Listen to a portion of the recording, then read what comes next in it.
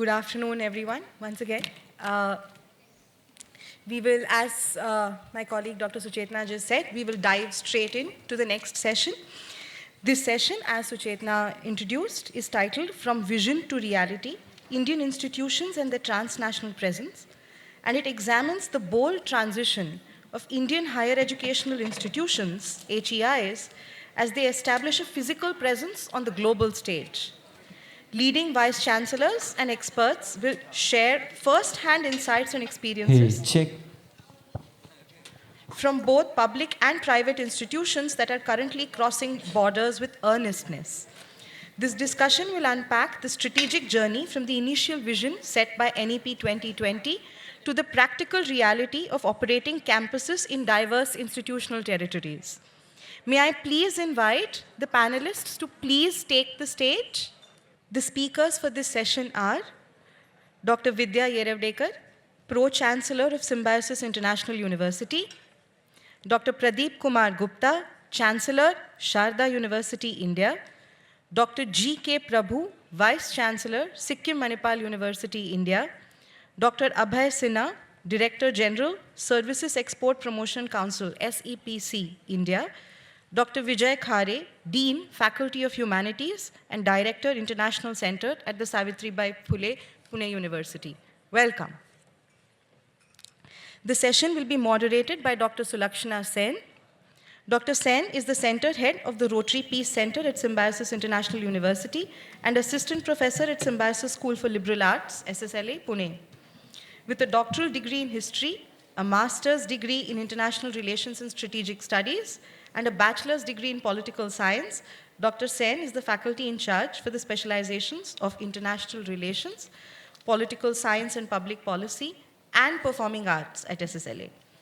A scholar practitioner in Uday Shankar's style of creative dance, Dr. Sen's research interests lie at the intersection of politics and performance, community-based academic learning, and internationalization of higher education. Thank you so much. Dr. Sen, the stage is all yours. Thank you so much, Dr. Kulkarni. It's a pleasure indeed to moderate this session, all the more because while the last session looked at movement of international campuses to India, this session primarily looks at movement of Indian campuses to offshore campuses, and we have with us leaders from academia and from government who have actually led this from a vision to a reality, and therefore I'm hoping that the takeaways from this session, given the wealth of experience that they bring to the table, will be immense.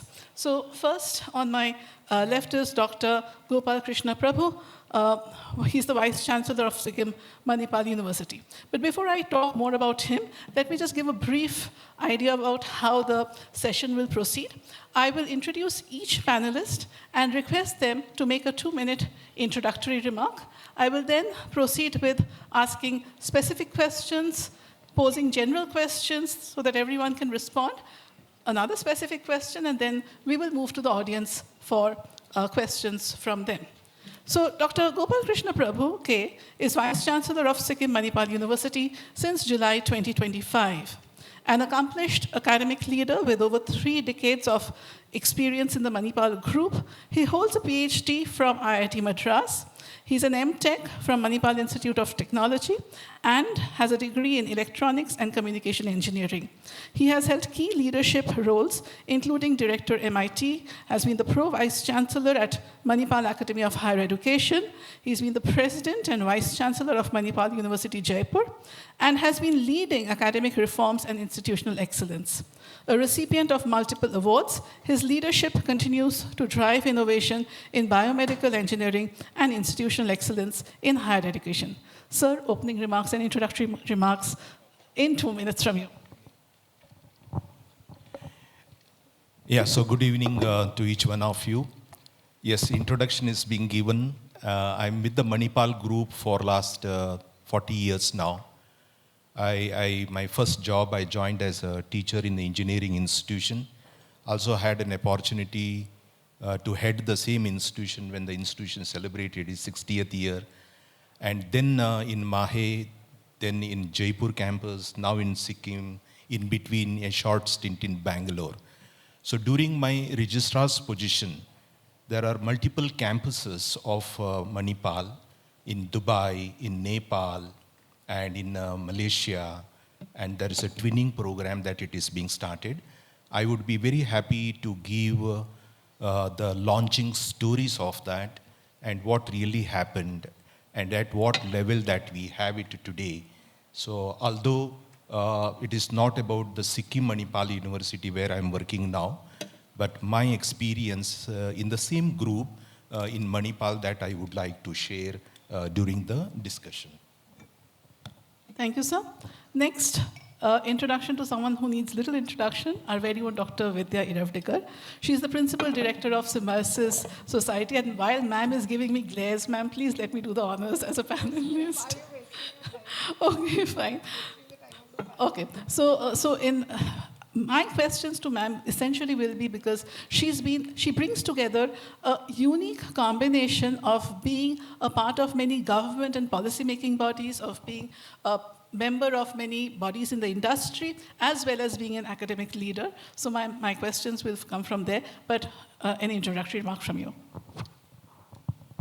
So I think I'd love to share the Dubai experience with the audience because the experience is very timely. It is after the NEP 2020 and it's part of aligning what the government of India wanted to do, take some high-performing institutions outside of India, and along with IIT Delhi in Abu Dhabi, Symbiosis went to Dubai, and then IIM Ahmedabad also came to Dubai. So I'd like to share my experience as a self-financed university, what were the opportunities and what were the challenges that we went through. Thank you so much, ma'am. Next, we have Dr. Pradeep Kumar Gupta.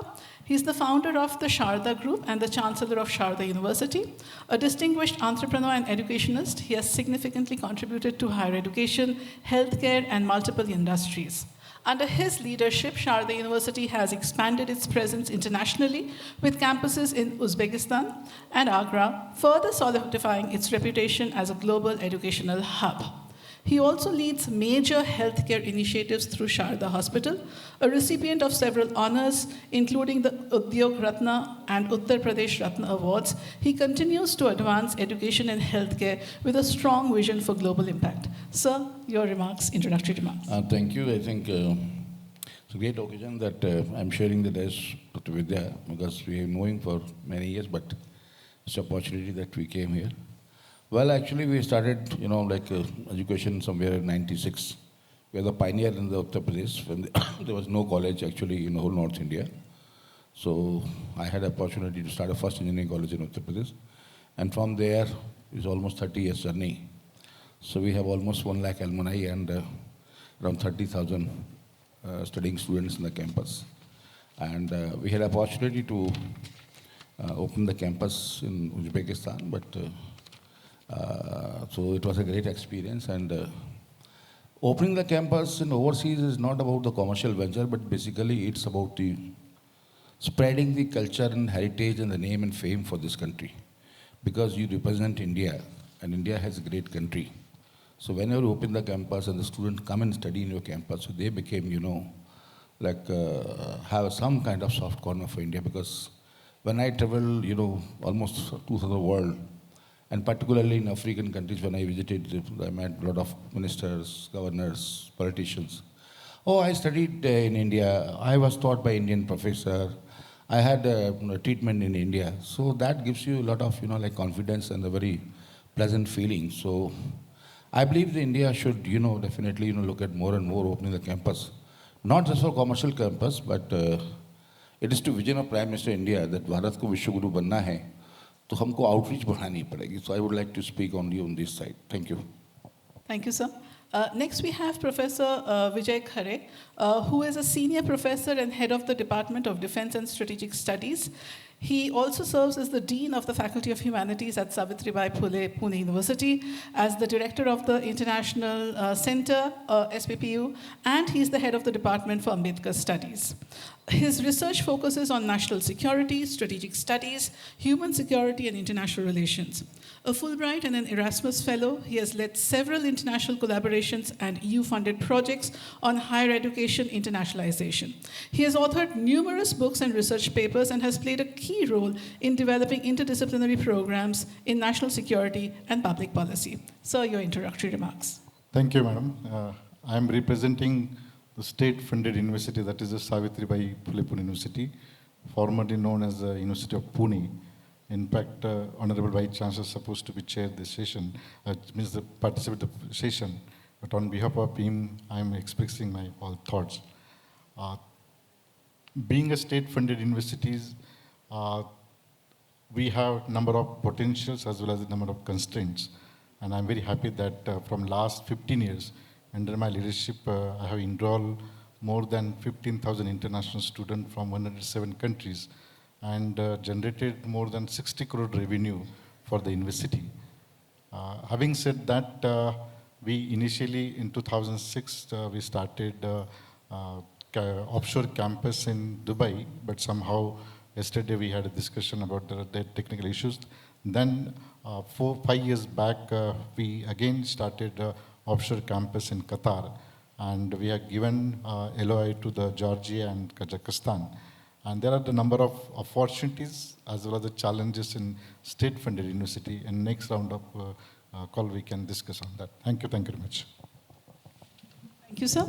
Next, we have Dr. Abhay Sinha, who is the Director General of Services Export Promotion Council, SEPC, leading efforts to position India's services globally under the India Serves brand. With over 25 years of experience under various ministries of the Government of India, he specializes in international trade, policy, and global branding. He has actively contributed to CEPA negotiations, joint trade commissions, and international market development across North America, EU, ASEAN, and other regions. An alumnus of Symbiosis International University with a master's in international trade, he has led initiatives such as Brand India Pharma and IFEX, strengthening India's global trade footprint. Thank you, Salakshana. In fact, here, SCPC is not represented by me only as DG, but two of our board members, Dr. Vidya as core advisory member, Education Committee, and Dr. P.K. Gupta as one of the board member on education. I must mention that ACPC, many of you may not be aware, it is a Service Export Promotion Council mandated to promote services sector exports set up by Government of India, Ministry of Commerce in 2006. And the core areas have been all the services sector. Like it is not only education services, but tourism, entertainment sector, name it and it is there. Roughly it will be covering around 160 services. So among that, if we divide the role, like if we broadly classify the role, it can be clubbed into 4 areas: market intelligence, policy intervention, export development, and export promotion. So on these lines, I think today I'll be contributing to whatever knowledge I'm having on the subject. Thank you so much, sir. Dr. Prabhu, now coming to a specific question from you. As one of the first universities in India to have an offshore campus, how did Manipal's tryst with TNE begin? Okay, so this is basically what made us in the beginning to go for an international campus. The first the effort is started on the medical, not on the engineering part of it. Our medical college started in 1953, the first private medical college in India. And during that, somehow the connection with the Malaysia and Manipal happened. During that, the large number of Malaysian students used to come to Manipal for a full-time program in Manipal. There was only one problem that we faced is an admission criteria as per the MCI guidelines. For that, what the group has done, get all these students who are interested 2 years in advance. And these students, they are going for the first PUC and second PUC in India, for which the group had 6 colleges, So the students will come here, they have the first PUC, second PUC in our colleges nearby, and then they get into the admissions and they continue it. So this is what is the model. And later, but again, at that time, there was no maximum number of students who can enroll as a foreign students. That rule wasn't there. So sometime we have seen there are more than 50% of the students in the total admission, they used to come from Malaysia and to continue. Large chunk, but other than that, South Africa, some students also used to come. And then what happened, slowly there was a condition that is only the 15% of the students of the total approved intake can be a foreign students or an NRI. So that has given some kind of a constraint. There is a large number of students, but we can't admit it is only a 15%. But we have to go ahead. But there is a change which happened in 1993. We became the deemed university.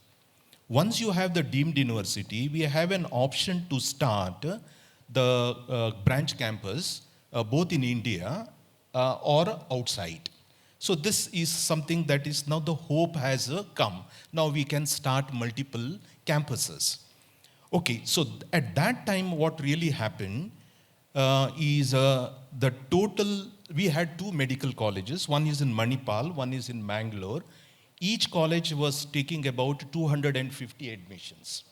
Okay, so now the question for us, there is a large number of interest, demand, and we had a large number of clinical materials, good hospital. So there is a reason internally to grow. And then we talked to our medical council, can you enhance the seats for the medical? Now there is a problem. At that time in 1993, there were only 3 medical colleges in the whole country which took an annual intake of 250. Out of 3, 2 were with us and 1 is in Gujarat. So they said more than 250, it is not possible to start a medical intake.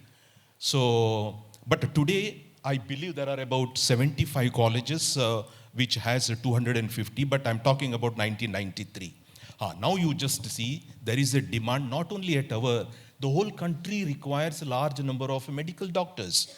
Now there is the support you have, faculty we can appoint good faculty, good hospital, good clinical materials. There is an internal enthusiasm to grow, okay, but regulatory put a stop on that. Now, we always talk about regulatory. There is a flip side also.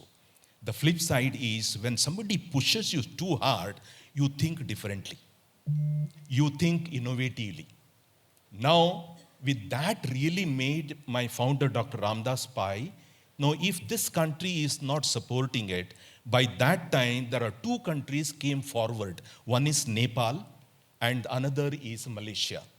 Both the government they came, can you help us to develop the capacity building in our country? The Nepal's, the king had come to Manipal and I was there. It's a pleasure to get the king there. And you just see there is an invitation from the king of the country, so why you can't? So similarly, there is a government and that is how we started the campus, one in Nepal and another is in Malacca. So Nepal is, we have established our own college, okay, but that was an affiliated to the Kathmandu University there. And in Malacca, there is a beautiful model. The Prime Minister of Malaysia, and at that time, the Prime Minister here in India is P.V. Narasimha Rao ji. They signed an agreement. Out of 5 years program, 2.5 years here in India, 2.5 years in Malacca, and finally, the students will get the degree from here. So I would say that sometime these constraint in the local that made us to think differently and to establish these 2 medical colleges outside. Maybe the next question could be yours, what is the status now? Now we'll stop. And then I will also give another. Okay. So now, yeah, this is about the colleges in the health sciences or the medical. Now, there is another thing which really happened even in the engineering. So what really happened in the engineering also, the condition came, it is only a 15% supernumerary. Now, in all our students list, when we see the larger NRI students who used to come from Middle East, we thought that if there is a Middle East, if there is a good market, and it is only a 15% we can take in our campus, then how about going all the way to Dubai and establish there so that there is no condition of 15%? And again, the cost would also come down because most of the students in this engineering, they are all Indians who settled in the the Middle East. So we established another campus in Dubai. Basically started with the engineering and later management, finance, but no health sciences there. Only the biotechnology that you have it. That is another model that which we have started. The last one model, Vidyaji, is the engineering college, the one of the largest, where I was the student and later I became the director, is an MIT Manipal Institute of Technology. The target group or the students, they come there, the larger group, they used to go for a higher studies in the United States. Okay, after completing the complete program, if they go, we are also very happy. But it so happened that the students in the third year and second year, they started going. So, if there is a one or two, it could happen in every campus, but in MIT, nearly about a large number used to go in between. So one side we are very happy, but the other side financially it gives some kind of a disturbance for us because they are living in between and going. Then we understood, then we thought that to arrest this, or by the same time, instead of arresting, we thought that we will facilitate this. How? We started a separate center, and those who really want to go to, the US university, we thought that we will talk to those universities where our students were going. Nearly about 17 to 18 of such university we tied up. We changed the curriculum according to their design, and they study the 2 years here, and the rest of the 2 years in any of the university where we had the tie-up. The advantage is when the students go just like that, so out of 2 years if they go, they will give the credit only for a 1 year. But now the curriculum has been changed in such a way, if they study 2 years, they will get the 2 years advantage. So the cost for the students and the parents is just 2 years they are studying in India, and the 2 years there, the cost has drastically reduced. And this we called as a twinning program. So there are 4 programs that which we launched, 2 in the medical and 1 in Dubai campus, and another is twinning, not our campus. The degree is given at the end by the university which they are. Slowly, it is not only the US university, we have tied up with the Canadian, we have tied up with the Europe university, we have gone for the New Zealand, Australia. So at the end of the 2 years, student has a large number of an opportunity to talk to them and get into that. This is the twinning degree. But I'll stop it here, but I'm sure that the story will continue in the next question, how we are, what really happened, and where we are now. Thank you, sir, for those insights and sharing your stories and strategies. My next question comes to you, Dr. Vidya.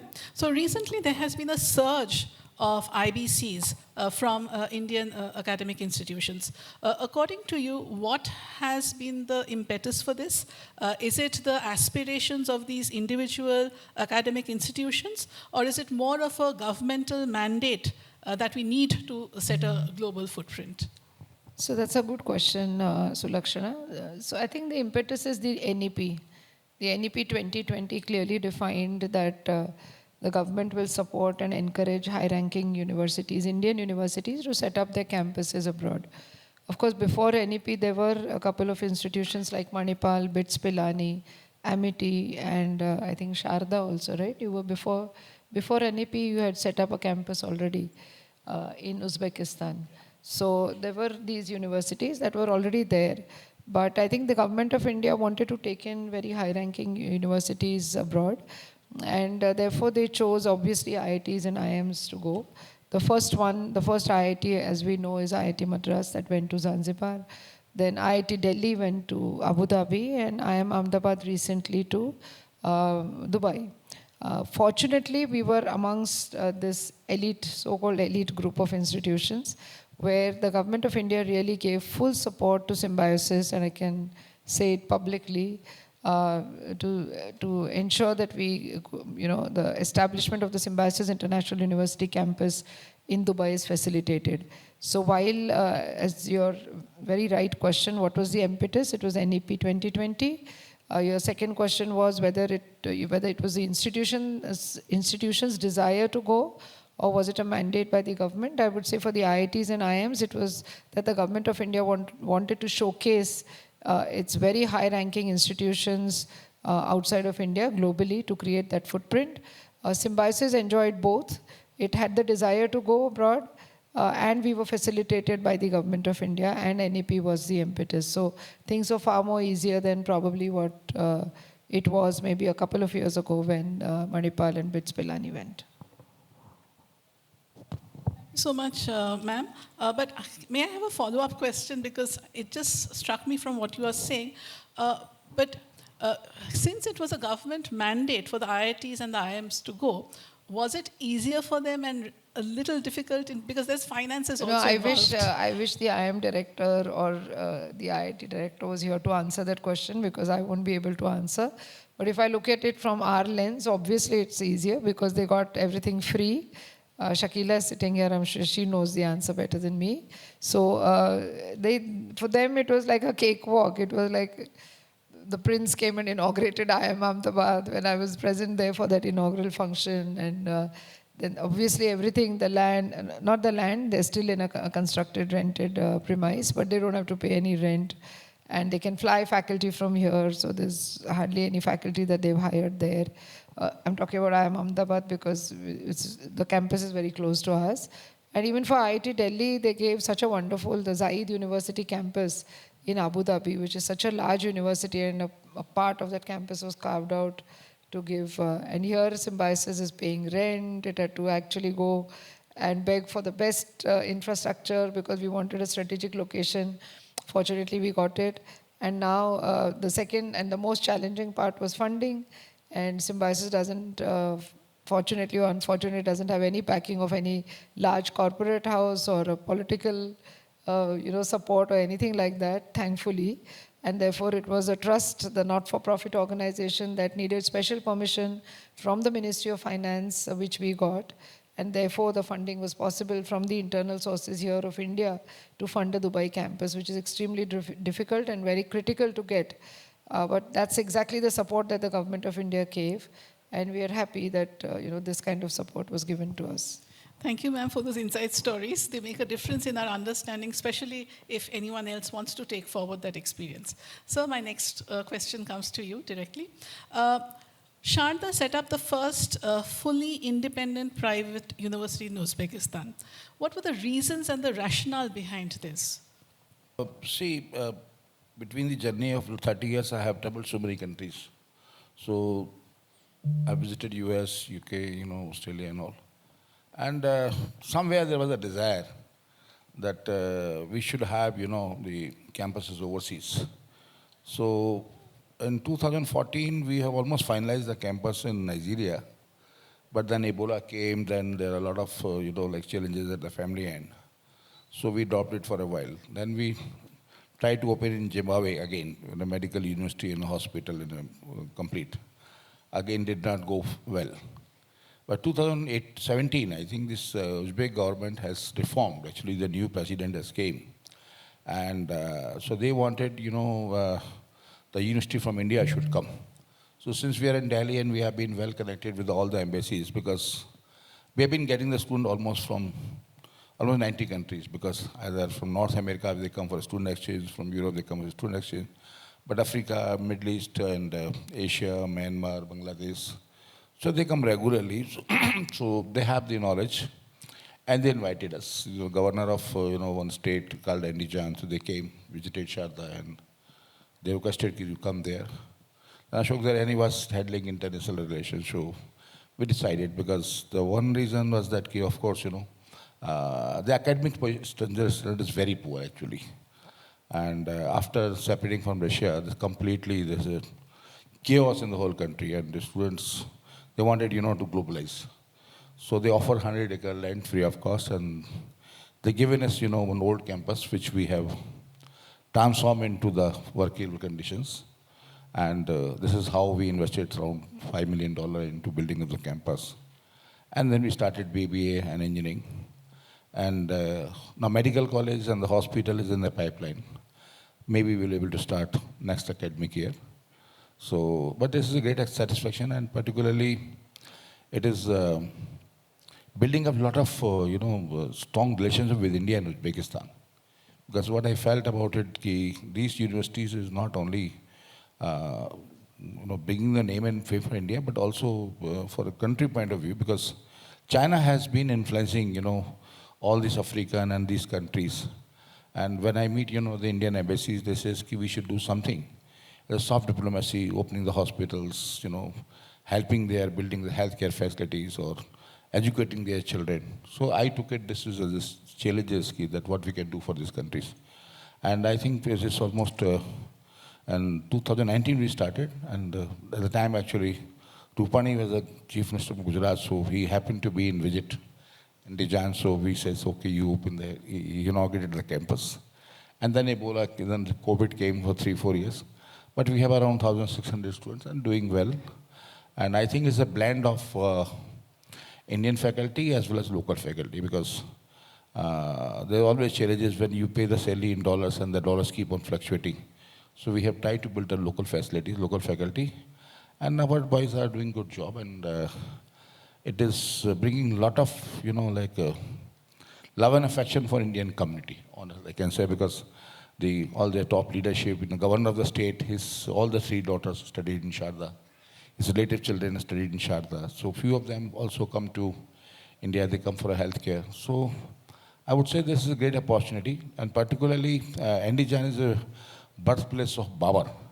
So when I meet, some Vishnu Prasad people, they say this great thing that we are going to build our new campus, we are starting very soon. So you should have some temple and all. But they don't fanatics, they don't care about it. But Indian point of view, it's a very permanent place where the Baba was born and came from all the way to India. And now Indian university is imparting education and these countries. And that's I would say. Anything you want to specifically, I can answer it. Thank you so much, sir, for those insights. I move on to you, Professor Khare. We just heard that institutes of eminence, it was a cakewalk for them. Was it the same experience for a state government university like Savitribai Phule? What was your experience like in setting up offshore campuses? Let me say frankly, open statement about the status of public universities in India across. In fact, the public university is more playing important role for massification of higher education, increasing the gross enrollment ratio, and enrollment of first learner, second learner generation from different places. That is the role of public universities. But at the same time, public university are working 3 parameters. One is that regulatory rigidity, second is the financial constraints, and third is the accountability to the states. So these are the 3 important hurdles where university like Pune University or Savitribai Phule University also facing the problem, number 1. Number 2, whereas the private actors or the institution like our Sharda universities, they have the flexibility and decision making, quick decisions comes and they can take the decision. Whereas in our case, there is the number of council, academic council, management council, senate, and getting approval from the step by step, there is a process. That's number 1. But having said that, what I feel, if a public university comes with the align with the NEP 2020 and come out with the new model where we come out, the Savitribai Phule University. In fact, NEP talks about internationalization, TNE now, But with Dejan, in 93 we have established the international center. And in 93 to till date, we are series of, evolution took place for internationalization. And from beginning, our policymakers or those who are in helm of affairs, they took a very good decision. And now, for that, we are getting the benefit of that. What I'm saying here, what would be a public university should do, regulatory autonomy with accountability, where we can design offshores program. We had one program, excellent program with the European Union, where 3-semester European student, they completed with the funding of European Union, and 1 semester with the in social science department. We call it Euroculture program. So they're getting a master's degree. Then we also set up for offshore Center for Excellence with the University of Göttingen, where the student from Göttingen, every year they come on campus and we send it. And then we have joint collaborative program with the Penn State. We also gave a space to the Penn State where $50,000 they spent it, $50,000 we spent it, and their faculty and our faculty, they jointly write some papers, publish papers, and that enhance our ranking. So I'm not saying that the state university has the limitations, but I said initially where we have a problem, number one. Then the dedicated internationalization center, I said in 1993 we had a center, and in 2026 I gave a figure. These are the numbers where I'm very happily said that we have received a student from 107 countries. And they are not only the student, they are the ambassadors. And wherever you go, yesterday someone come from OP Jindal, madam, she got one student, she interacted with a student where she had a Fulbright scholar and working with her, but she did it in Pune University. So that has a legacy where state funded can play important role. And third is the creation of self-financing global campuses. In fact, we come out, but the other state university, if come out in that way, that would help. And third important part is the digital infrastructure where we can have cross-border hybrid classes. Recently we started MBA online program. We are also started MC online program where we're also involving the international student. But again, to enrollment or international student in online mode, again, UGC has given a different rules and set of rules and regulation, and that has our limitation. So in spite of that, state, if we have a set vision for internationalization or TNE, state university can play important role. But at the same time, I said earlier, there are the limitations where we have to be accountable to the state government. There are the regulation issues. Lot of issues are there, but we need to come out from that phase. Thank you. Thank you, sir, for those insights. Dr. Sinha, you represent the government, and not just the government, but the Service Export Promotion Council. So my question comes in that context, that how does SEPC support universities in navigating international market entry and partnerships? Thank you for this question. In fact, I'll try to move slightly away from the experiences what has been shared, and that will put my answer in the context. One or two data I would like to share. One is when we look at education, we do have a very skewed ratio, 1:28, like 1 incoming and 28 outgoing. And there is one data which is there, is that Indian students collectively spend an estimated $47 billion on overseas education. This is 2022 figure. And this was estimated to go up to $70 billion by 2025, which is roughly 10 times the government of India's higher education budget for 2025-26, which is approximately 2% of India's GDP. So you can have a very good idea of the capital flow which is going out of the country. This is one aspect. Second is that when we look at, as an organization, when we look at education and education as a business of export, we need to look at 4 aspects as per the mode of transnational education services, mode 1, 2, 3, and 4. Now, since the topic is more on the mode 3, now mode 3 definitely like the regulatory part, since it has been mentioned. What I have understood that it is more of the entrepreneurial zeal that campuses have been opened, and few regulatory frameworks which existed outside which favored, like Nepal and Malaysia case has been the similar the Dubai case. So India has been able to move ahead. And as what you have mentioned, this is not true for the public funded universities and institutions, because then there are a lot of compliances. So coming on the first part now, when we talk about the regulatory framework, like the guidelines NEP, what has provided, is a kind of intent of enabling, but we need to have more facilitation related policy framework. And that's where I believe the going is slow. Another one, of course, is creating awareness, which I think I can talk in a much later detail later as a follow-up question. Yeah. Much. My next question is that it's a general question that I'm going to be putting to everyone. That when we are looking at IBCs and TNEs, are we looking at a distinctly Indian model, or do we have to cater to the host countries? So I'm going to leave it to whoever wants to answer first.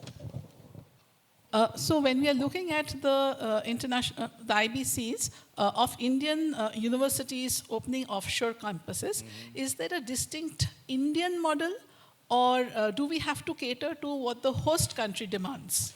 I would say that you have to blend it actually. Whatever good is in India that we should carry with that, and whatever good in this country that you have to blend with that. Because sometimes, the host country get offended, that what are you doing, so you need to blend out. Actually, we have seen in Uzbekistan, so initially they have total freedom. Now they are guiding this, that. I say, look, you invited Indian university to, to transform your education system. If we have to teach your curriculum, then what for we are here? I told very clearly, and they understood. So they said, all right, you go ahead. I say, see, when your students going anywhere outside your country, you want to learn the new things and the new way of teaching, learning. So if you are good enough, then you don't need us. So I think we should find out whatever locally available, because sometimes cost goes up. And particularly, countries, basically you can have opportunity in Middle East, Asia, or in Africa, where you can open the campuses. In US and all, because I think you have too much competition, because way back in 2011, actually, we tried to acquire one university in US. And when I met their Vice-Chancellor and Director, he was chatting for each and every admission. He was my friend, he was running a university in Peru, actually. So we have a collaboration, we send the students. So he wanted to acquire that university in Boston, it's near Boston. But that was too difficult to find out the student. So I said, we are better off in India, because we see and the whole team is struggling in counseling each and every student, because there is a lot of institution. And our Indian standard still we are more relaxed. If you look at the European and American universities, it's too much of cutthroat competition. If Indian university establishes a campus outside as a separate university there, then we have a flexibility how we run it. But if we are going as a branch campus, for example, Manipal, the Dubai is a branch campus, similarly for Symbiosis. So then we have some regulations need to be fulled up. Any program that we want to run in the branch campus, the parent campus must have the same program. So this is another condition. Looks very funny, but it is so. Okay, so now the problem, what really happens, that there are some programs, there are heavy demand in Dubai, let us say. But to make this happen in Dubai, the branch or the main parent campus in Manipal, Karnataka, that we need to run it.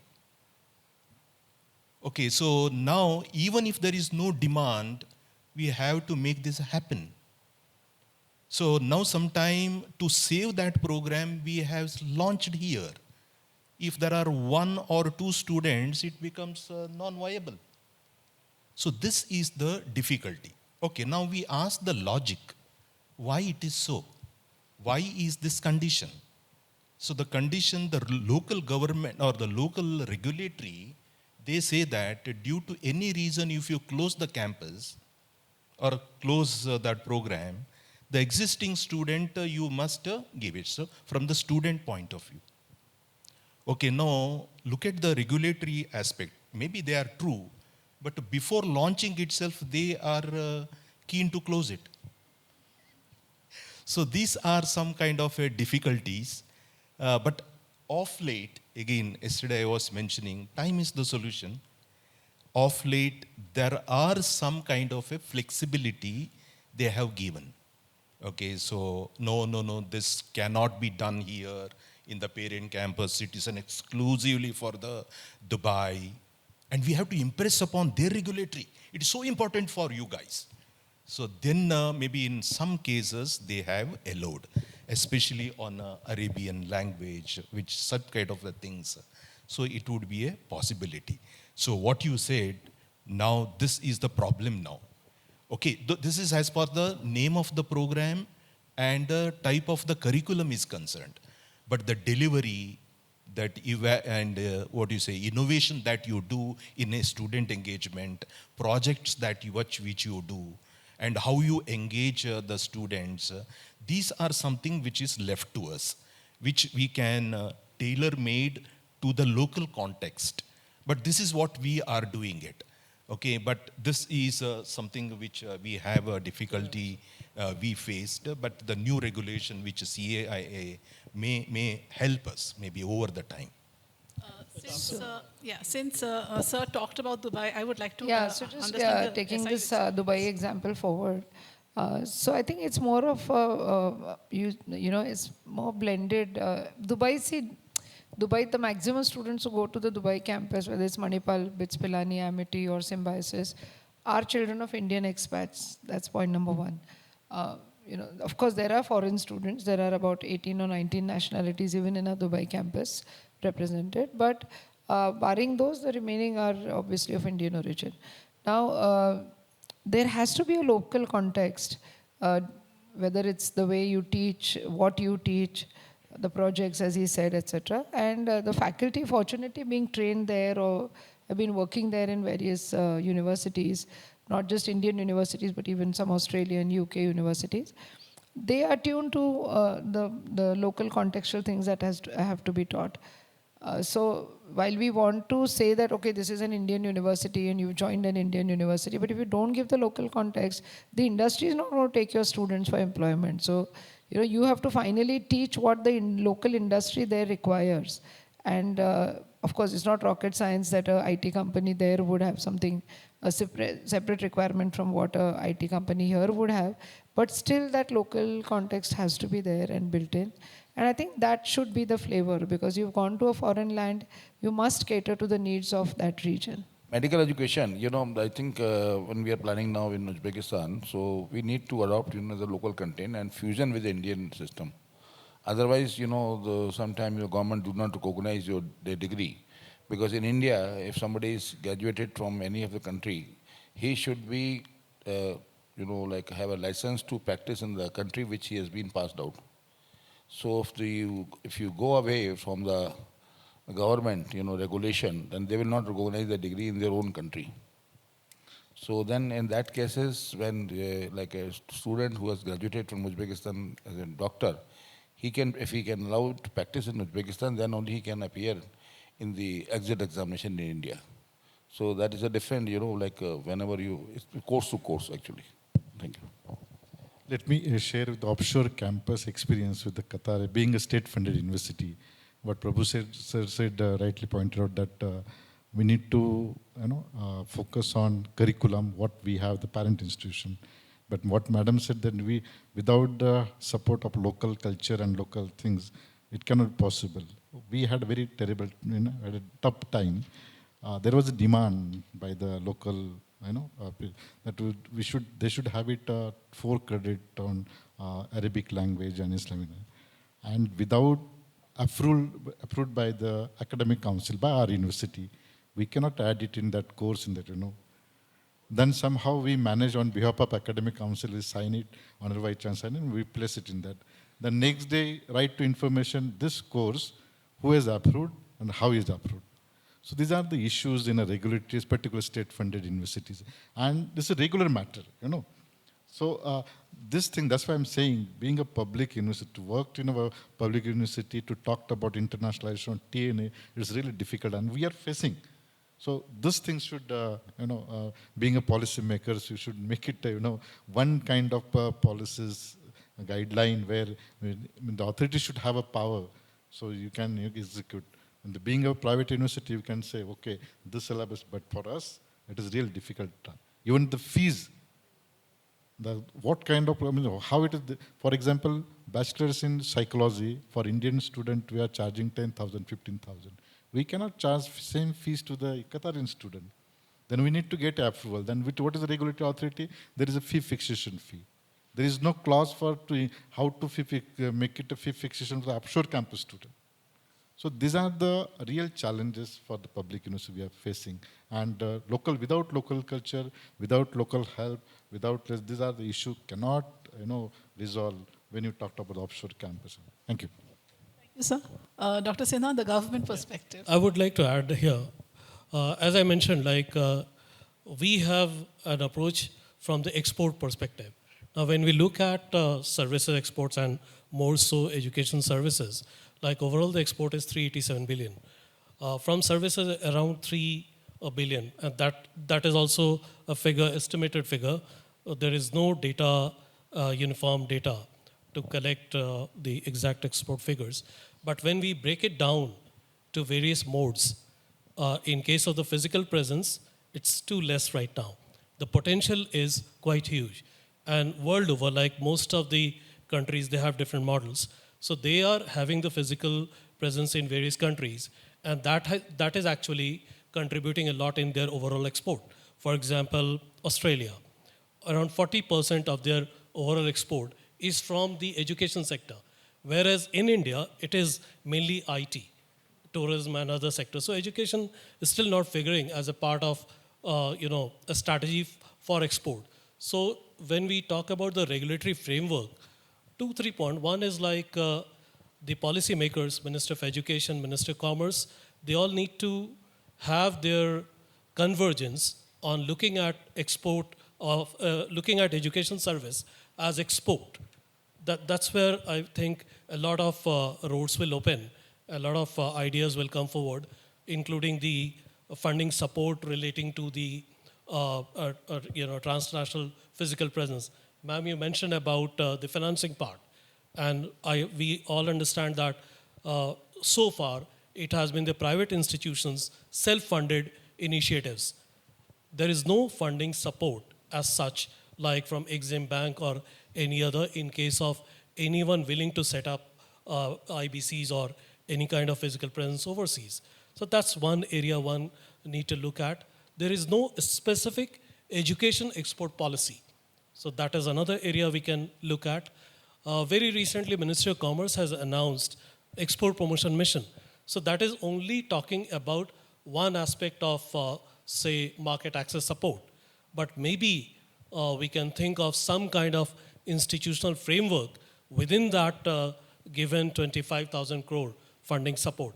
Maybe some kind of model can come up. So I believe the moment, and all the institutions, this is a kind of request to every institutions, when they are having an intent to have a campus outside, it needs to be looked at a part of the overall overarching principle of contributing towards the export in services. Sir, actually, you've brought me to my next question. You've led me into it in the sense that, on the one hand, we are saying that NEP has kind of given it a push. On the other side, you say that there is no export policy. So therefore, in terms of education. So are we looking at education becoming one of India's top global exports anytime in soon, or by when do you estimate, therefore? In fact, I believe this is one step forward. The kind of discussion we are having, definitely it is a takeaway. Takeaway that everybody is converging on looking at education services as one of the key export and how much it can contribute. The data itself says a lot of models are there. I mentioned about Australia. There is a British model as well. There are models in Malaysia, you have already mentioned. And in FTA, one more lever we can use. Like we do talk about market access in FTA, on various sectors. Why not about education, where those regulatory frictions can be taken into account, and that can be the part of the main discussion, not as an extra part. So that is another area. Of course, like branding definitely requires export readiness, like whether institutes is having enough credibility to go into the international market. Because ultimately it will be attractiveness of the students that will determine the success. So what role one can play. I believe on these lines, this is one step forward. And one more point I would like to mention, with the support of Dr. Vidya and Dr. Gupta, we are having a Vidyarthi, another kind of deliberation, and which itself will talk a lot about exports in education services in the month of September.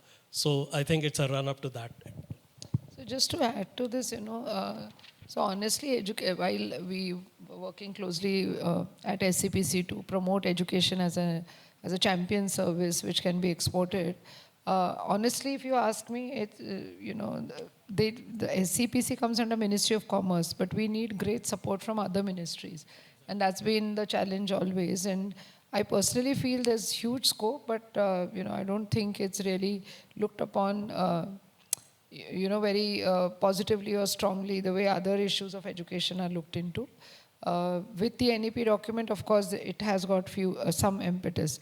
But look at what's happening too. When you talk about education as an export service, it means either getting foreign students to India, so exporting and promoting your educational services outside of India, so that those students come here and get access to this education, or like these branch campuses, creating branch campuses outside so that you offer the services in a foreign land.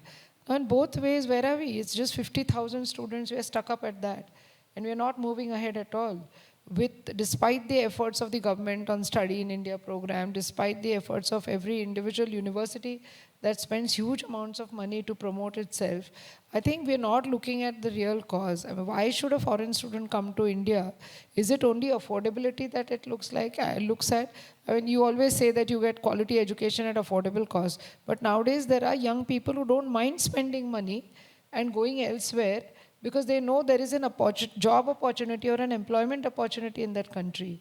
When Indian students travel to the US, not necessarily they get into the Ivy League universities. They probably get into universities that may not be of as high quality as what Indian universities are. But I think it's the American opportunity, of course, not the present American infrastructure that we're looking at or ecosystem that we're looking at. But generally, when students are mobile, they don't look at just the cost factor, but they also look at post-education, what are the opportunities there? What kind of opportunities are we giving to our international students here? We don't even give them internships. We don't give them post-study work visa, even for 6 months, that constantly at every forum we've been talking about. So it's not just about exporting a service, it's about when you're exporting a service, what comes along with it has to be also told to the beneficiary of that, that service. Second is, how many Indian universities have gone abroad? I mean, these 2-3, BITS Pilani, Manipal, the older ones, then Sharda and Amity, and SP Jain that you see here and there, and Symbiosis now. And now IITs and IIMs, but again the elite, where you have 25 students and 50 students and 80. I mean, those are not the institutions that can scale up to large numbers, right? Why aren't many Indian universities going on? Why can't we say that the top 50 or top 100 NIRF ranking can be allowed to go outside? Will they go? I mean, because it's a challenge. I mean, funding is a major challenge, because unless you facilitate that part, and you ensure that it's easy, to set up a campus abroad, the funding part can be looked at, facilitated at, then more number of universities will go outside of India. Otherwise, you're going to remain at, again, barring just a few of us, Sharda has opened a campus in Uzbekistan. Tomorrow it will open somewhere else. A Symbiosis will do the same thing. So just between 5-6 universities. Whereas if you really want to scale up exports for education, I think you need to have a different model. Thank you so much, ma'am. I come to you since we were speaking about these few universities, and SPPU is one of the few public state universities which have created an offshore campus. What is the motivation for, is there any motivation for the public state universities to create offshore campuses? In fact, in 2006, that was the initial period where the internationalization process started. Somehow that was failed, and then authorities thought that we should have it offshore campus, and luckily we got local partners and we initiated. But the idea behind that, without focusing on joint collaborative research, joint collaborative efforts with the international offshore campuses, you cannot get that kind of scale at international level. And we had the legacy, so we capitalized that legacy, and we come out with that, that offshore campus. We had there are the LOI already we signed it with the Georgia as well as Kazakhstan, because there is a large number of scope, particularly in Central Asia. Even Minister of External Affairs is focusing on that. We should look at the Central Asia. Most of our institutions focusing on the Middle East and other places. But if you focus, so Georgia and Almaty University in Kazakhstan, we have signed it. But again, 2+2 model. We are not going to set up offshore campus. 2 years in Pune University, 2 years in there. So then again, a tripartite agreement with we are finding one European institutions and one from Georgia and then Pune. So tripartite organization. So this is the model can success, and it is success. We are running successful with the University of Melbourne, 2+2 program with Melbourne University in liberal arts and sciences. So that has, boost our morale. But I said there are the challenges being the public university. Yes, sir. So, Dr. Gupta, I come to you. We've heard about funding challenges for offshore campuses. We've heard of regulatory challenges for offshore campuses. We've heard from Dr. Sinha about interministerial collaboration for offshore campuses. What, according to you, is the biggest challenge for creating offshore campuses? We have invested actually privately in Uzbekistan because there is a company for a profit. It's a limited company. But actually, whenever we want to open the campus and outside, and we want a Sharda University degree, or it should be equivalent. So then, the Indian regulatory authority do not allow the trust to invest, outside India. As of now, because YCA has refused that you can't, transfer the money from this trust to the overseas operations.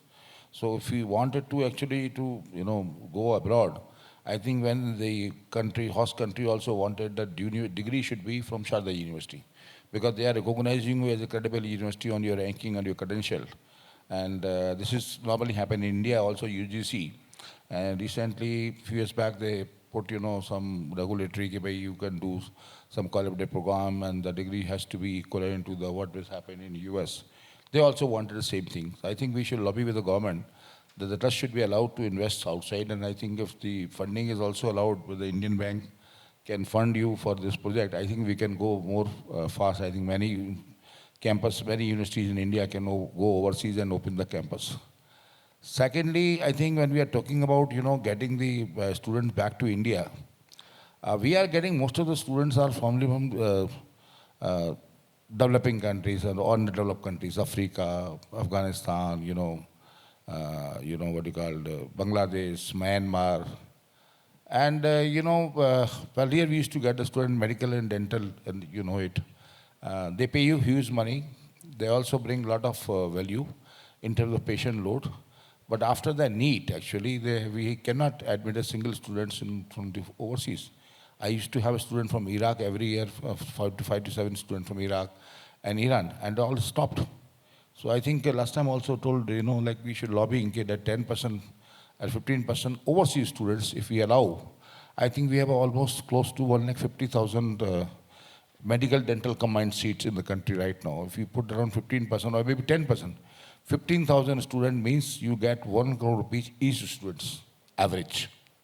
Because you charge around 75 lakhs to 80 lakhs rupees in India, and overseas you can charge minimum 1 lakh rupees, and this is 15,000 rupees. And then they will become your brand ambassador in their host countries, wherever they are.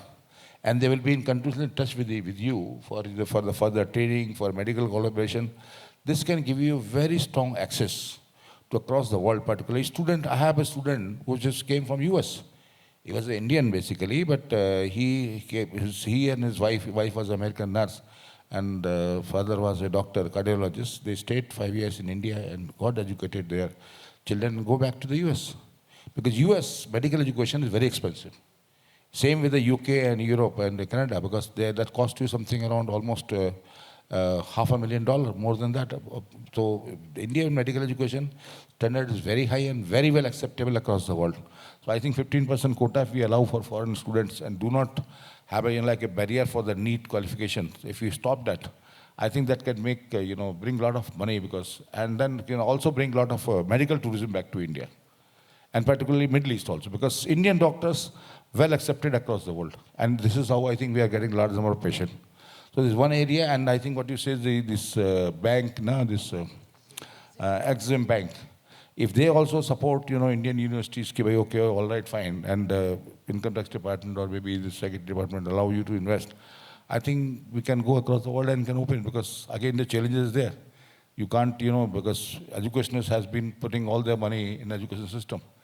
So this is my session, and thank you. Thank you. So I've just been told we have 20 minutes, so I'm going to very quickly pose one specific question to Dr. Vidya and one to Dr. Prabhu before opening it up to the audience. So Dr. Vidya, what does success, I mean, we've had a great experience with Symbiosis in Dubai campus. So what does success in transnational education, especially with offshore campuses, look like? Is it scaling? Is it employability? Is it... what do you think success would entail? How would you say that this is a successful offshore campus? I mean, I don't know whether your question, your question is what is a success in transnational education, or the question is you're asking me specifically what is a success, what would I define success for a Dubai campus of Symbiosis? Yeah. So I think, every student comes there for employability. Comes to any university to get a job, right? So surprisingly in Dubai, the success is the number of students, scalability. So for me and Dr. Raman and Dr. Gupte, when we were dealing with the Dubai campus, it was quite a surprise that when you spoke about a successful university in Dubai, it meant 5,000 students, 10,000 students. For us in India, I think it's just the other way. I think it's the quality of education. It's about how many you really, like when we talk about success, we say 150,000 students appear for the SNAP entrance exam. And we take in, say, just about 3,000 all across the MBA program, across Symbiosis institutions. So I think the law of the land or the region defines the success parameters very differently.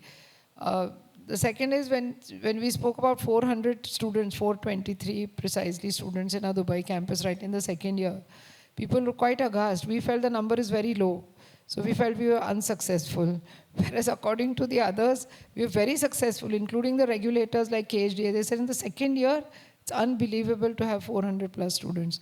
So, again, the region, it's very different. So first of all, culturally, I think even as management and people who have set up campuses have to kind of adapt themselves to this very different culture of what success means to them.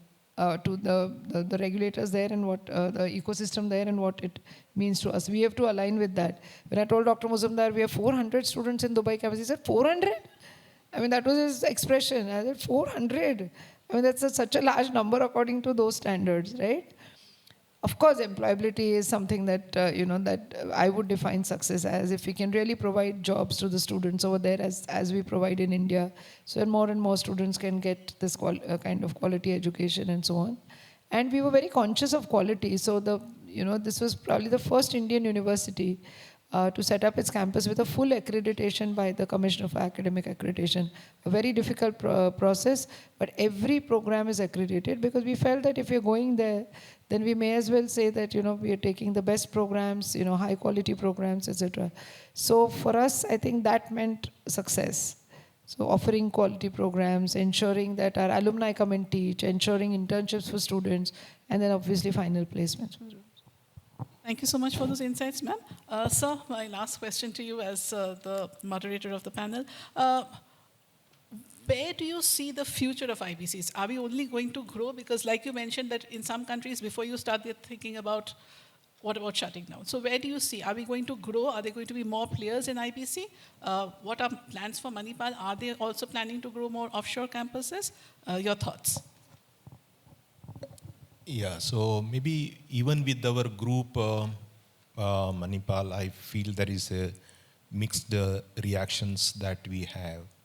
Maybe because of one or two strong experiences. For example, when we started Nepal experience is something which is it is fresh in our mind. Initially, it was going on very well, and in all our campuses, whether Dubai, Nepal, Malaysia, so we never found any kind of a difficulty in the student recruitment.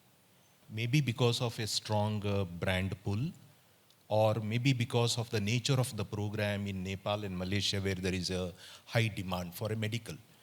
And especially in Nepal, since that is a foreign university, Kathmandu University, students who have joined there, they have an option to write this foreign medical graduate entrance examination, come back to India and continue their PG program or practice it. The one assumption that we had, as I told you in the beginning, that we had a lot of confidence that we will get student, we will also have our own faculty members. Now, let us say that in the previous panel, when we discussed, when we have the foreign campuses here, our expectation is their faculty has to come here and teach. Similarly, when we establish a campus outside, their expectation is also that Manipal faculty go and teach there in their campus. We thought that our faculty would go, but when we made that kind of an effort, there is a very little interest from the medical faculty members to go and teach there. Why? Because if the non-clinical, like anatomy, physiology, biochemistry, pathology, they don't mind. They are only going for a teaching. But if the clinical faculty like surgery, pediatrics and all, even if they go, they can't operate in that country. And if we say that go there and work for a year or 6 months and all, they will be rusted there. So it is not happening for the faculty movement. But of course, we came out with an excellent circuit trip. For example, you go to Malaysia first and then come to Nepal, then come to Sikkim. Of course, Sikkim also started during that time and then come back. All these kind of a circus that which we have did it. But at the end, the faculty are not very happy. I was the registrar. I was the most unwanted person because most of the time the signature of the transfer is being done by me. Okay, the very next day, I think they made a lot of curse that this fellow must also go to Sikkim, and today I'm there. Okay, but anyway, the mood is different.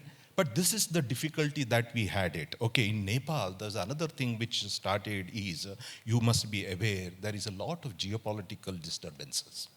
After King, because we went on the invitation of the King, after that, the incident, the new government, geopolitical, these things and all, I'm very sorry to say, we have stopped the operation in Nepal 2 years back.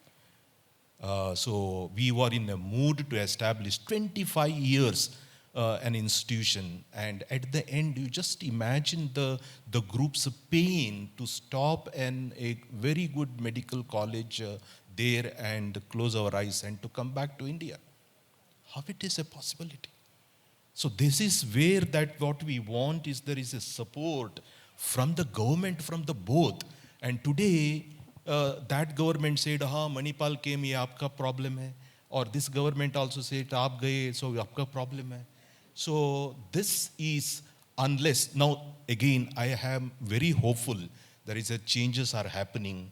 TNEs are being discussed in the South Block today. So if that is the case, if the two governments, of course, we take the initiative. Once we take the initiative, put our funding, put lot of pain, regulatory, all those things. But even at the, you just imagine for a group to close an institution, how difficult it is. It's not in one day kind of this thing. So at that time, both the governments must come, okay guys, this is your problem. We will solve it. This is it. Otherwise, if there is a solution is available at our level, we would not have stopped it, no? The solution is not available at our level. It has to be escalated, and we did it sincerely. But we did not find it, and finally the group took a call to stop the operation. Okay, so Uh, Maybe the regulation or the geopolitical relations, so something which is happening. And even in Nepal part, of course in Malaysia, that the another part which we have, I have explained, because the degree is given by the India and the programs are in the two different countries. So the students, Indian students cannot go there. So now we have changed the model. We haven't stopped it. We are very hopeful we will make it happen. But because the relation between the governments is very, very favorable. So we changed the model. Instead of having a 2 years here and 2.5 years there, we made it as a completely 5 years there. And that we have a separate university which will, again, it is our own university, but it is a foreign university. Now the Indian students can go there and do that. So my opinion, to make this kind of an expansion, yes, it is a possibility. Brands, the institutions like us, we have this experience. There is a reason for us to go and grow, okay? But there must be some kind of a heavy backup, at least a blessing, okay? You did that, we are there with you. Do it, whatever you want. I think these institutions need that kind of a blessings. So if it is there, I think the TNE will go, and it's a Manipal, it's a 25 years, you are then the pioneer, and I think it's required. There is a lot of other, whether it is Sri Lanka, there was a lot of discussion, Mauritius, there is a lot of discussion, so which we happened, but whenever we go to a one particular level for the approval and all, we did not find that kind of a favorable these things. And the situations are changing. Dubai, we thought it is the safest place. Madam, you also thought it. Okay, so of course it would be, maybe this is a slowly transition period and all, but there is a lot of fear which is happening, because the changes, the rate of change which is happening is very fast. So what happens tomorrow, we don't know. There would be a tweet today, what would happen tomorrow? Sometime it doesn't happen, that's okay, fine. So, but this is something which is inside. My final word is yes, we require the blessings from both the countries where we are there in India and where we are going and establishing it. Because we do all these kind of job, requirement, funding, everything. But that support, if it is not there, it would create a lot of disturbance in Sanal. Thank you. Thank you so much, sir. And in fact, speaking of uncertainty in Dubai, this session was supposed to be moderated by Dr. Anita Patangar, but because of this uncertainty, she's there and I'm here moderating that session. So we miss you, Anita. I know you're watching. Okay, I'm going to open the floor now. Any questions? Request you to please, I see a hand, Bhuveshas. Request you to please identify yourself and state very clearly whom you're addressing the question to, and keep your questions short and concise.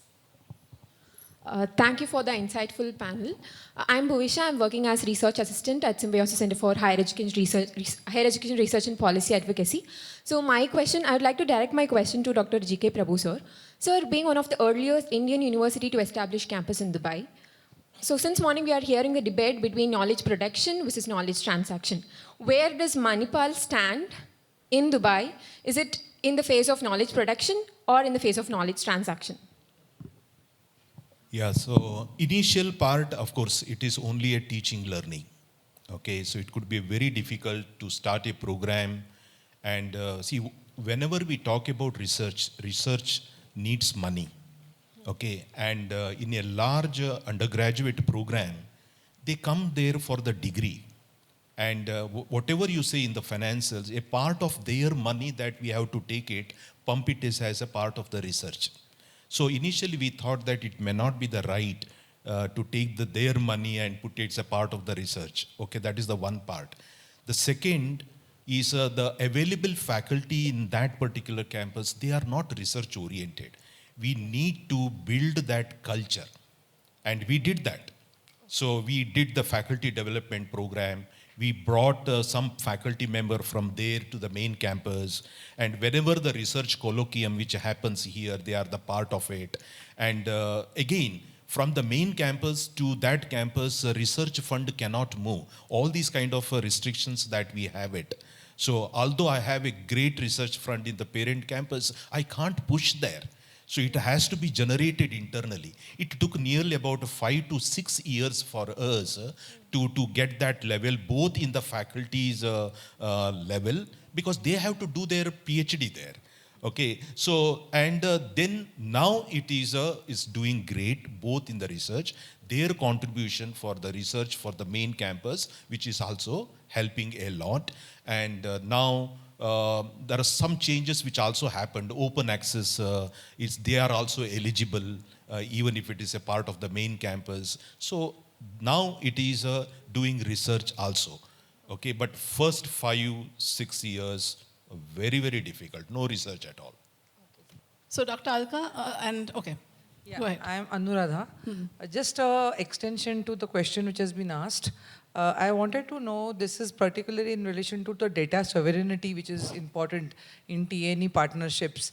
So when the data is generated by students or by faculty member, who retains the rights of that data? Whom are you addressing your question to? Anybody can. I didn't, I don't Rights to the understand your data question. generated, whether the host university retains the data rights or the local government retains the data rights.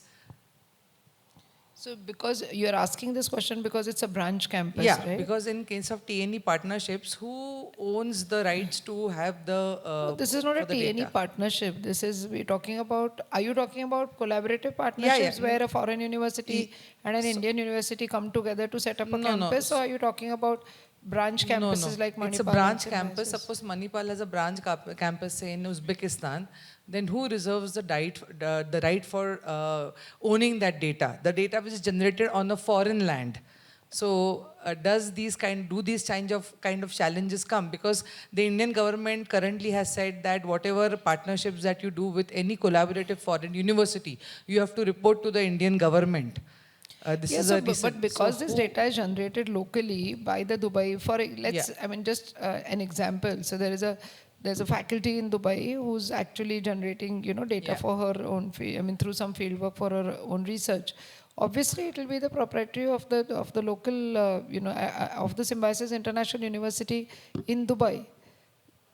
Why would the parent university own that data?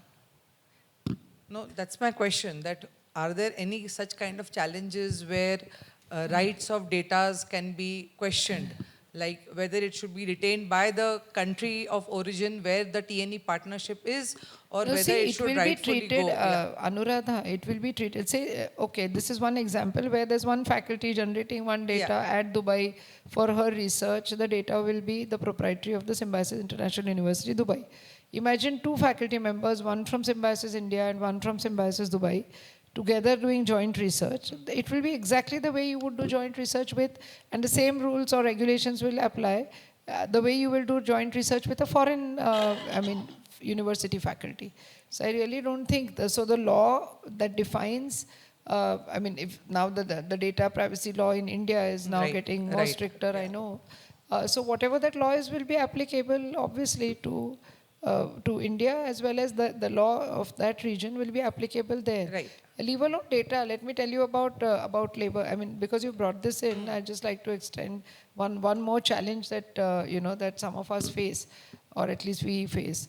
So recruitment of faculty, or for that matter, their terms and conditions as per their labor laws are very different from ours. Right? So our HR department, because it's a parent university HR department, being a branch campus, is obviously involved. While there is a HR head there as well, but the parent university HR head will be the sole proprietor of the HR rules, regulations of the university here. But the same rules cannot be applicable there. They're very different. So my HR department had to get again acclimatized to what's happening there, or what their rules and regulations are. So these issues keep coming up. We are of course in the learning phase. They might be already mature, but these are definitely operational challenges that I would like we to have been add, facing. yeah. In fact, what you have mentioned, ma'am, it's absolutely correct. Like the host country will have its own set of rules, and that's what when I talked about FTAs, these are negotiated. and one has to align the regulatory framework in a way. Say, for example, recruitment laws. Here, different. Over there, it could be different. It cannot be only specific to data. That's one issue, but there will be multiple issues, and that needs to be aligned and negotiated. I believe there is enough space during the setup itself. I think all those comes for clarification. Thank you. Dr. Alka? Yes. That's the last question we'll be able to take, unfortunately, given the challenge of time. We can have conversations after this outside, after the session. So first of all, thank you for such an insightful discussion. And frankly, I'm slightly confused after listening to all the deliberations, because on one hand, we are talking about increasing exports of education from India. And after listening to all the distinguished panelists that we have, the challenges they are facing, first, if we talk about commercial presence, the challenges are in terms of funding. And secondly, when we talk about consumption abroad, there are restrictions in terms of number of foreign students that we actually can enroll. So my question is how then we can actually focus on increasing education of export of educational services from India? I'm guessing your question is for Dr. Sinha? Anyone can answer. Okay. See, Indian education has not evolved actually at par with the global standards. We are just only very few institutions who has been meeting those standards. So it's going to go a long way. And on the other side, Government of India, and if you see, this British embassy or American embassy or Australian embassy, these embassies like, like a diplomatic center where basically they push, like a recruitment process. And Indian government or Indian diplomats are not doing that great, because I met few diplomats, few ambassadors. I met one friend, known person, he was an ambassador into Indonesia. I said, we don't get a student from Indonesia, I will give you 25 seats free of cost. But you get, because once the students start coming to your country, then there's a flow actually. Like Vietnam also I offered. So I think I told Sana also that few institutions can offer a bulk of student, maybe 50, 100, 200, 500. Let students come from that country. Because nobody has come from Vietnam, or maybe somebody would have come on government scholarship under ICSR, but that is not good enough.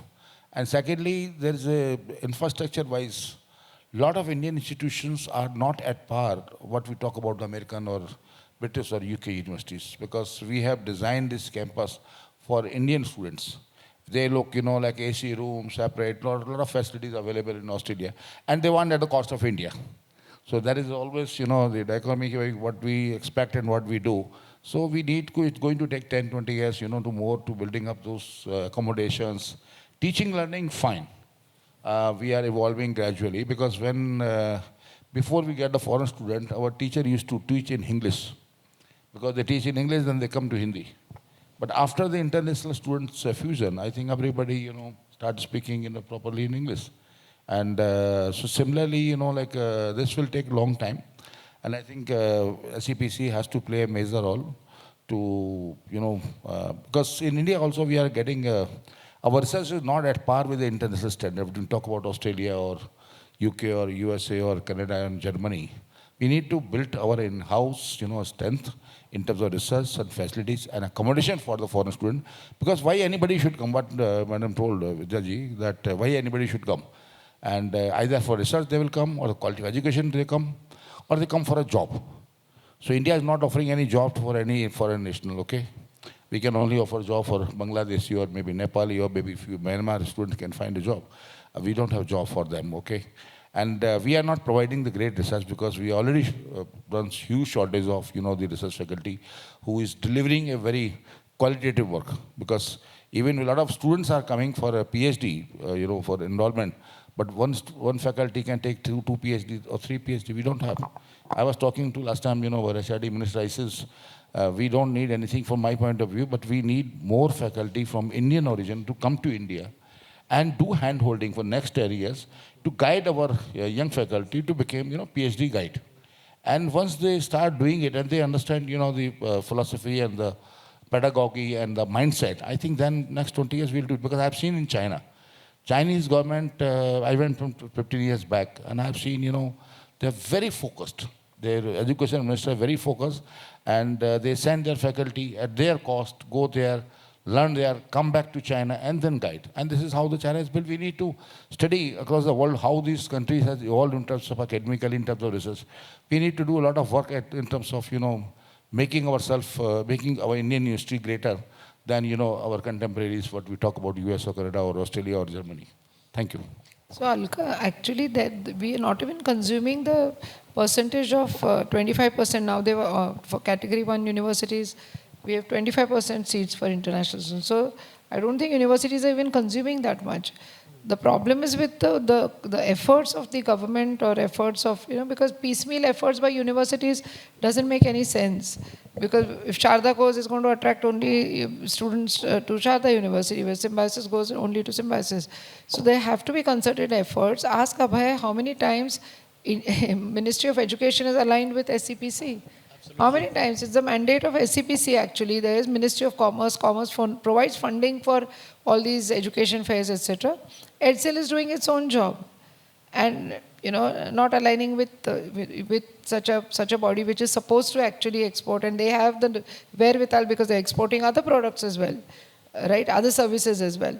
So, but that doesn't happen. So everybody is working in silos. We've tried our level best to have these interministerial discussions and so on.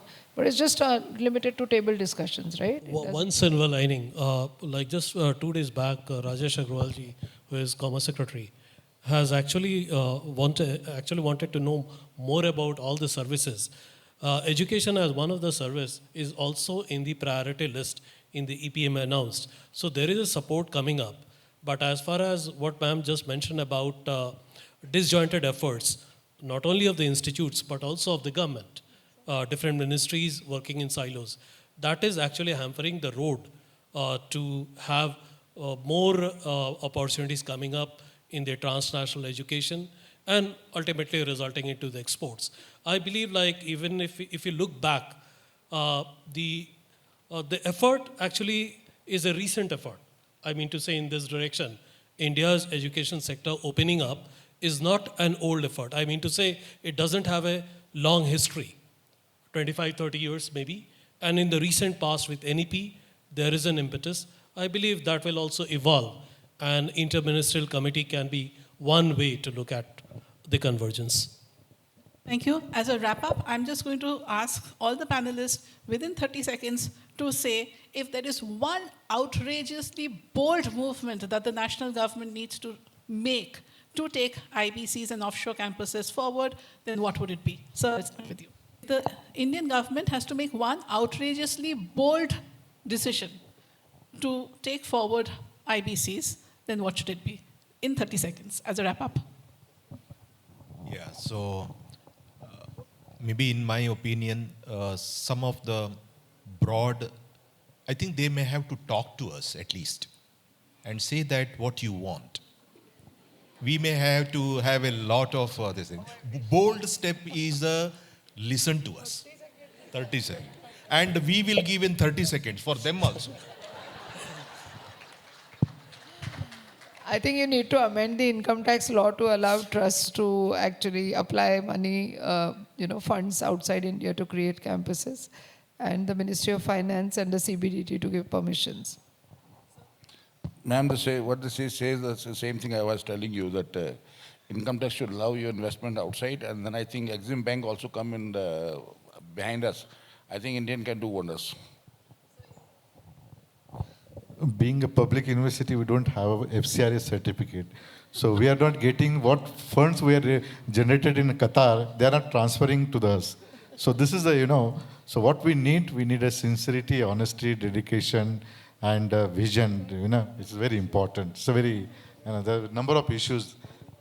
And sir, lastly, putting you on the spot because Yes, as a representative of... I'll start from there only, like make SCPC as one nodal point of contact, and we are ready to listen. Thank you so much for this wonderful, wonderful session and for being such a wonderful, attentive audience.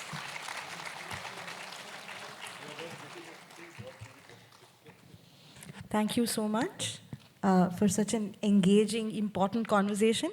I hope this has helped us begin to map the contours of the growing and then hopefully deepening global footprint of Indian higher education. May I please request Dr. Ramakrishnan Raman, the Vice-Chancellor, of Symbiosis International University to please come and felicitate the panelists.